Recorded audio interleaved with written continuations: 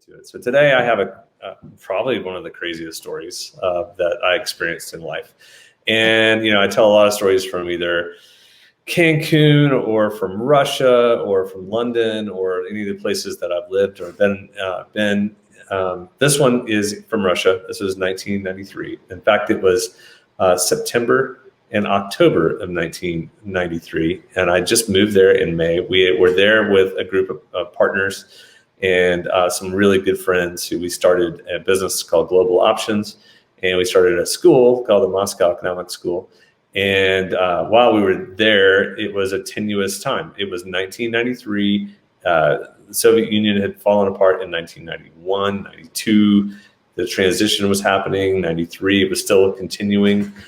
So we moved there in May of 1993, May and June. And then by September, it was in chaos because what happened was President Yeltsin, who was the president of Russia, basically, he was an interesting character. He was an alcoholic and constantly drunk. He was an older gentleman and very forgetful.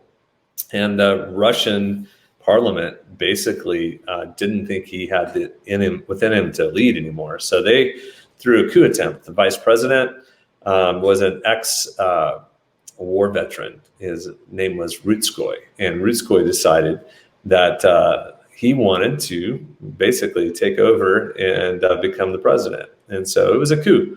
And he sent out a message to the broader ex-Soviet world that basically was this: if you're one of my, soldiers, because he was a famous general, he would be like General Schwarzkopf. He was very famous. If you love Russia, you will come and fight for her. And so 10,000 ex-troops climbed on board trains from all over the region with their old AK-47s and went to Moscow. Now, we were living in Moscow. We were living 2 blocks away from the Russian White House. I'm going to show you some pictures here in a second. And we lived a couple of blocks away from the U.S. Embassy. So we were right in the center portion of Russia.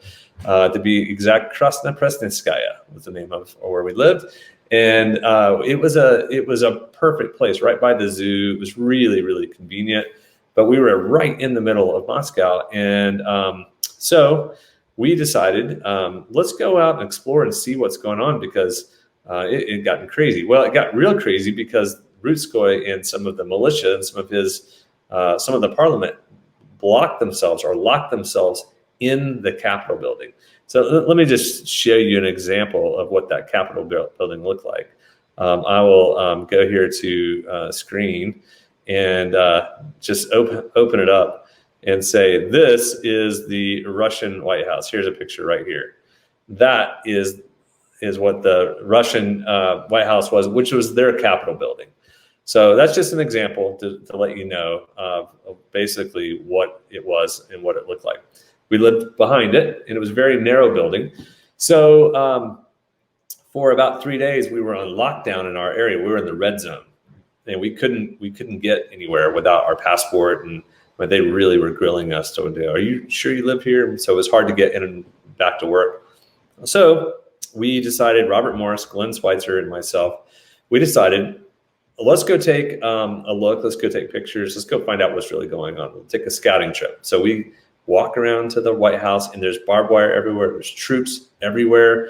And you can see guns pointing out of the White House and the troops pointing towards the White House. And no one knew if the military was going to flip and go with the coup, or they're going to stay with President Yeltsin. It was very, very tenuous. And in fact, we had talked to Robert Morris had talked to the U.S. Embassy, and they had basically told him, look, we may have to get you out. We may have to caravan and get you out and fly back. We'd only been there a couple of months, right? So anyway, we start to take pictures, and everyone started running. And they started running the opposite direction of where we needed to go. They were running across the river, and we needed to go back to our house. And long story short, we just started going towards where everyone was running from. And when we got to the corner, we realized why they were doing that. And they were basically running from those 10,000 rebels who had all brought their clubs and their guns, and they were coming from October Square, which is where the Bolshevik Revolution happened, and they were coming down the Ring Road. And when they got to the corner to head towards the Russian White House, that's when we met. Let me show you a picture of what that looked like. Oftentimes it's easier to show pictures. So it basically looked like this. The clash of people that came, you had the riot patrol and you had different riders. That's probably a more civil one. This is what we experienced. So as soon as we came into this, we just automatically jumped right over and saw all the clashes. Well, the beautiful part about it for us was we had it's called a parahode. It was an underground walkway. So we went right underground as soon as the mass started going to the White House. And what they were trying to do is they were trying to basically take over the White House and basically overwhelm the military to get the military to flip. Well, it was at that point in time when we were running towards the U.S. Embassy, and this 18-year-old Soviet or Russian military guy, he was like, stop, what are you doing? Who are you? And we're like, hey, we're Americans, we're Americans. Let us go. We're trying to get to the embassy. So he waved us on, and then that's when we could hear the glass starting to break, and the snipers started to come out, and the sniper fire started to hit everywhere, and it was crazy. It was chaos. You could hear it. I'll tell you the aftermath in a minute. It's unbelievable. But we made it to the U.S. Embassy, and we knew all of the Marine Guard. We played darts with them in the Marine bar in the U.S. Embassy, or in the bar they had a dartboard.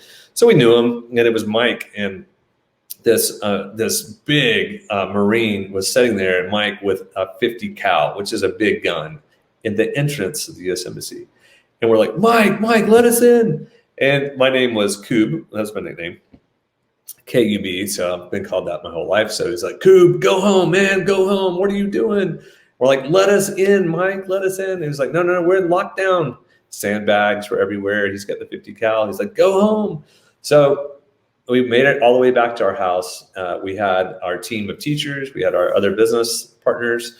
And we're all in this 3-story flat. We had 2 stories. But we also had teachers, and one of the assistant principal, her name was Olga, and Olga, we show up, and Olga's got a bodyguard that she brought over to protect the teachers, protect us, and she's packing guns and pistols, and we're like, oh my goodness, were you KGB? And so it was just an interesting time. So we made it back, and we started telling everything that we heard. And over the next 3 days, I think there was up to 150 people were killed in that 3-block radius. In that it was probably 5 to 6 block radius total. But in that area of the Russian White House to the U.S. Embassy, Marine was shot. It was chaos. And so the Russian government decided the best way to get their people out and to arrest them was to smoke them out. Okay, this was the strategy. They had multiple strategies. They could go in, but they decided we're going to actually bomb or fire into our own building, and we're going to smoke them out. We'll start at the top, and the smoke will come down, and then eventually we'll flood them all out, and we'll win, and the coup will be over. It actually worked. That's what they did. The problem is that building was very narrow. And when a shell would come in, it would come out the other window, and it hit one of the buildings next to us. We were on the other side of it. So the shells were coming through, and it was crazy. So we had CNN, and we could feel it and then see it on CNN. And it would just shake our building as they would shoot these shells. And we had all types of other things. We had some teachers that were pistol whipped, some of the Russian teachers. We had that level of chaos. We saw a guy, it was my birthday, I'll never forget. On my birthday, I'm calling my parents, and they're like, hey, what's going on? I'm like, no, it's all good. And you can hear gunfire. And I remember looking out my window. We were all ducking and had our lights off. But I would look out our window, and I saw a guy shoot another guy. He got shot in the knee, and he's dragging himself off. And I mean, it was just, again, it was crazy. So let me share a couple of more pictures just to show you what I mean when I say crazy and to go. It was a combat situation. In fact, here we go. Just go here. I have it teed up. So when they started to fire, you can see the impact and what they did, because all of the rebels were in the lower portion, and it started to, it looked like this. There was fighting going on underneath. Eventually, they would gray out. Look at the aftermath of that, and the Russian government held. It wasn't a coup attempt. I mean, it didn't work, and they ended up arresting all of the rebels. And but that was the U.S. That was the Russian White House during that time. And so for us to sit there and experience really a global power in a coup attempt, and to try to understand where we were and what was going to happen, and to experience just that level of chaos I was 21 years old. And by the way, here's Rutskoy coming out and some of the rebels after they were arrested. But to experience it and not really know what to do and how to handle it was a major part of my life. It shaped who I was. It shaped what I was about. It grew us up very quickly. I'll never forget that moment of when you're in a combat zone, you find out how you're going to react very quickly. And our team was amazing. In fact, the U.S. Embassy called us and started asking us for help and asking us what we could see. And it was just an interesting time. So, you think about, here's the leadership lesson. When you think about comfort, a lot of us are in comfort, and all of a sudden we go from comfort to combat. And you're in combat or you're in turmoil. How do you handle the turmoil? In our case, we were just fine. And then we were all of a sudden in the middle of a war zone and in a combat zone. So it was forced upon us. We didn't choose it. So when you're forced to basically react, and how you react is based on who you are as a person. So in our case, we handle ourselves fairly well. I would give ourselves an A for the way we handle it and the contingency planning that we worked on. But it also shaped who we were for the rest of our life, to go, oh my goodness, I've been in battle. I wasn't holding a gun. I wasn't shooting at anyone, but I was being shot around, if you will. And we experienced it to such a degree that it really, it kind of brought us to the point of okay, well, we experienced that. What else is going to happen? Afterwards, I'll never forget, the governor of the government was so ashamed of what had happened that they had already turned the TV stations off. There was no TV, so no one was getting anything. And I'll never forget calling my friend, Gary Parsons, who lived on the other side of the city. And I'm like, Gary, are you hearing this? Is it crazy there too? And he's like, what are you talking about? I'm like, we've got, and I'm screaming, yelling. He's like, oh, come on, give me a break. No way. Because it wasn't shared with anyone. They controlled it, the narrative. So on the other side of the city, people are going about their business, or they're shopping, they're doing their thing. And we're hunkered down, getting shelled by these tanks.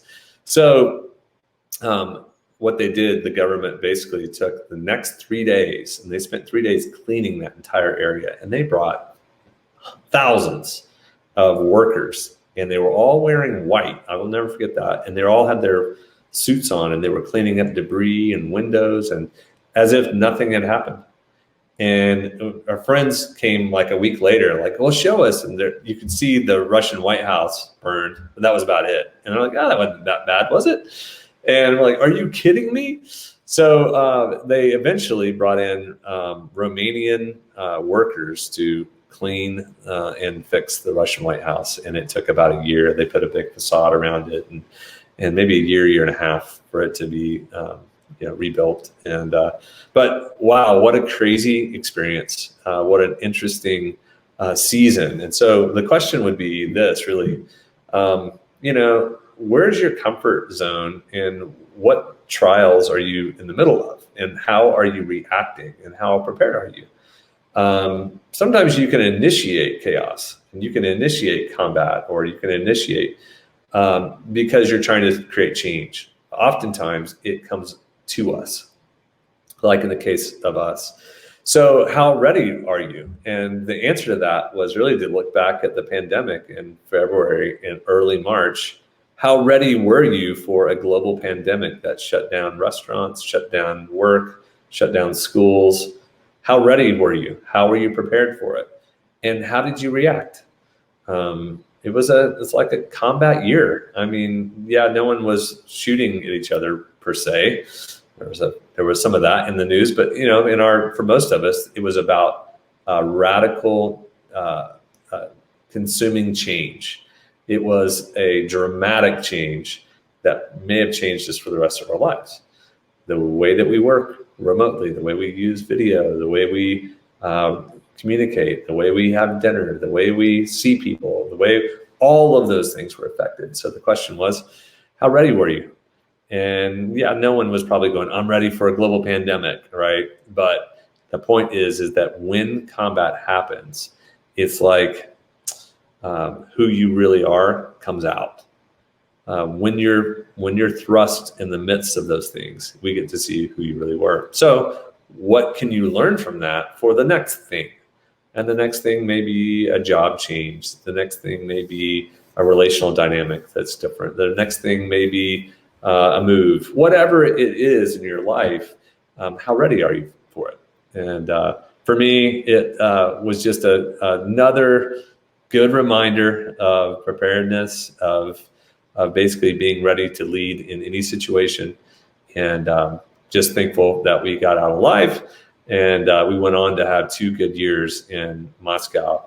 And we actually got a t-shirt someone made. I survived the 1993 coup attempt. I should have worn it. I have it somewhere, but I should have worn that. But anyway, that's my 1993 Russian coup attempt story. I hope you enjoyed it. And I hope that you take from these and they become something that maybe inspires you a bit. Tracy, questions, thoughts, comments? Oh, I'd love to know, like, if you could scale it, that experience, how has that impacted your leadership personally? Like, how much is your Russian experience when you were over in Russia? How much does that kind of go through your brain, or you refer to it?